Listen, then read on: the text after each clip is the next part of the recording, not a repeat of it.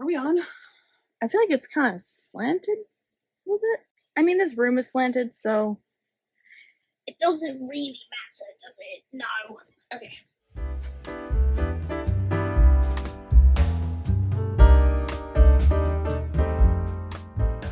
Hello there! You may call me Miss Introvert, and here on this channel we write, we edit, we learn, and we grow, and I am growing right along with you guys, so we're really all in the same boat. Today we're going to be talking about how introverted writers can step out of their comfort zone and build a writing community that is able to help them with their projects and endeavors, and that's able to help them help other people with their projects and endeavors.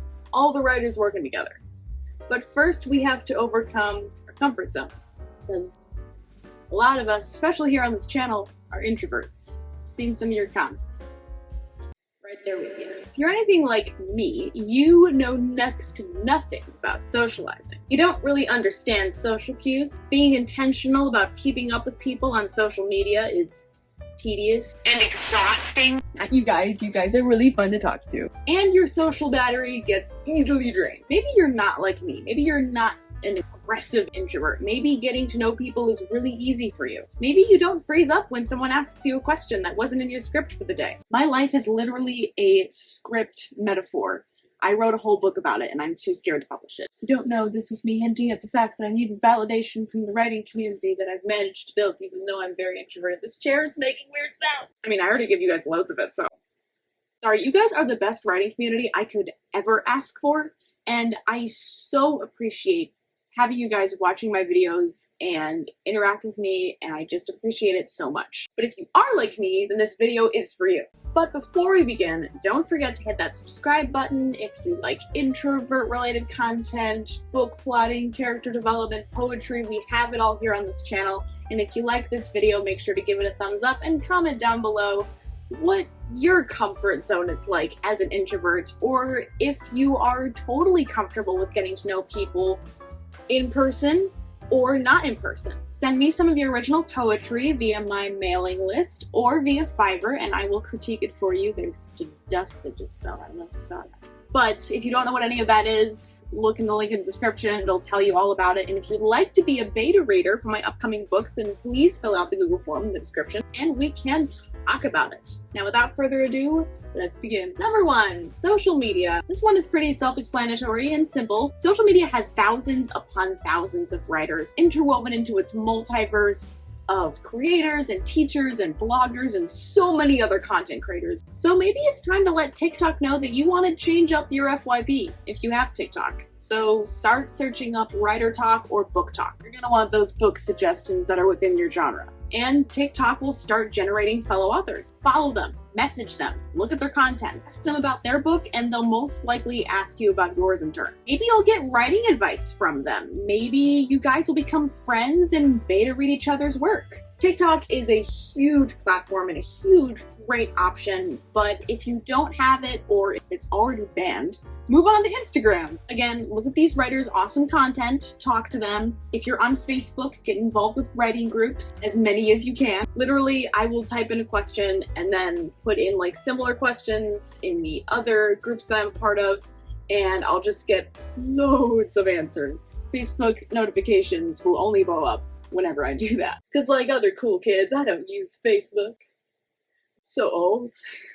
So yeah, ask questions, answer fellow writers' questions if you have any advice, and always, always, always read the community guidelines for each group, and don't be mean, and just follow whatever community guidelines they set before posting anything. Both Instagram and Facebook will give you ways to communicate with each other via the comments or via a post or via messaging. So talk about your books or your works in progress or your poetry or whatever you're working on. You can also check out Twitter, which is a great platform for writers and agents. YouTube is another platform you can check out. Oh look, you're already here. Good job. Say hi to my channel while you're at it and check out other small writing channels. Check out the bigger ones for sure, like Heart Breathings and Jenna Moresi and Abby Emmons. But we smaller writers need to build our communities as well. So let's just try to make that community bigger for everyone. You can do that by just commenting on the videos and reaching out through the social media. And by doing that, you're doing both of you a favor. Number 2, This one is for the students. Not a student, skip to here. If you are a student or going to be a student, high school or college or graduate school, stick around.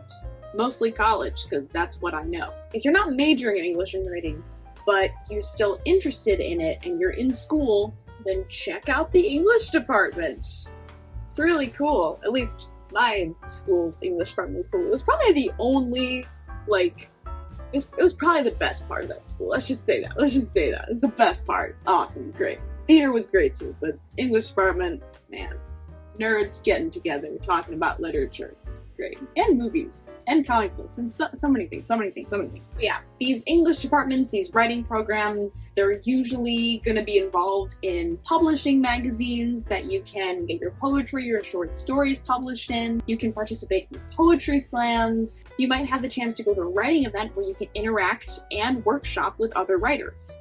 Now, it depends on which college you're going to, so if you have an interest in writing, then check out the college, make sure it has everything you need if you're not majoring in English or writing. And if you are, then definitely get involved. So don't just go to your school's writing center. Do all the things you can do if you're serious about writing, because it'll just help you so much in the future. You can take the classes, but it's getting involved and doing all the practical stuff that really matters. College only lasts so long, especially if you're a transfer student. Again, if you're like me, you have to step out of your comfort zone. Like me, if you're new, you somehow got here in the middle of the video, we're talking about introverts. Why would you also have to prioritize the time you're gonna take to attend these writing events? Because college is busy. Got a lot of homework to do. It's not like Monsters University. Remember that TikTok phase?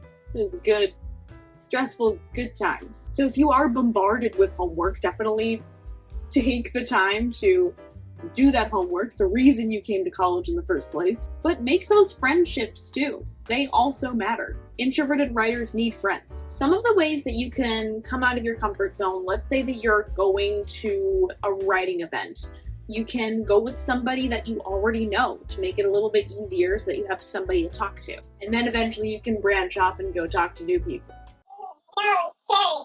You can attend part of the event and then go back to your dorm when you're feeling tired and socially drained. Or you can hide out in the bathroom for a bit and recharge. Or you can go to an event where there's more lecturing and less discussion, so that you can ease into the talking part of the event. I, for one, get so overwhelmed when there's just talking and discussion and shouting right off the bat. So lectures are where I'm learning something and I'm also just getting used to the discussion. Getting to know the people next to me, the people at my table, and it's just a lot more helpful. Number 3, why do writers need a community? So we've been talking this whole time about how to build a community, and there are so many other ways to do this, not only in the digital age, but also outside of the digital age, since we haven't been here that long. Some people just start talking to other people in the line at Starbucks. Crazy, I know. But we need to build a writing community because it's so important to have a system of people that will answer your questions when you need help. They're gonna help you get to your goal of writing and publishing as fast as possible. These are people that you're gonna bounce ideas off of. You're gonna ask them about their advice on XYZ, and you're gonna have them read multiple drafts of your book. Writing can be a lonely profession or hobby. So that's why you need to ask for help.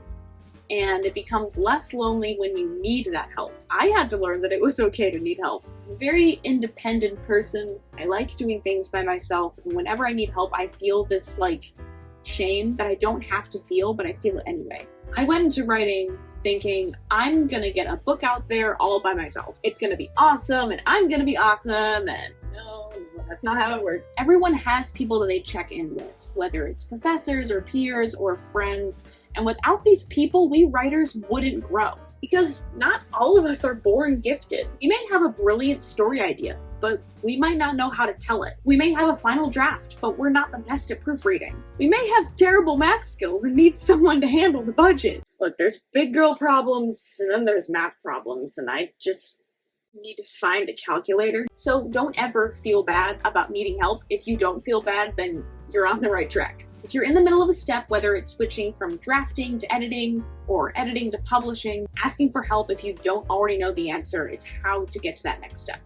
And you can research it on your own. I mean, we're all adults here. Some of you are not adults, but if you want to research it, totally research it. But asking for help takes less time. This is literally you researching right now. But if you need help, go and find it. And I hope that this video helped you to realize that, or to remind you of that if you already know. Once again, don't forget to subscribe, like this video, and comment down below how you're doing as an introvert right now, how you're stepping out of your comfort zone. I would love tips because I still struggle with it. If you want your poetry read, subscribe to my email list and hit me up on Fiverr. And if you want to be a beta reader, again, Google form is in the description. And thanks for watching. Stay basic. Okay, bye.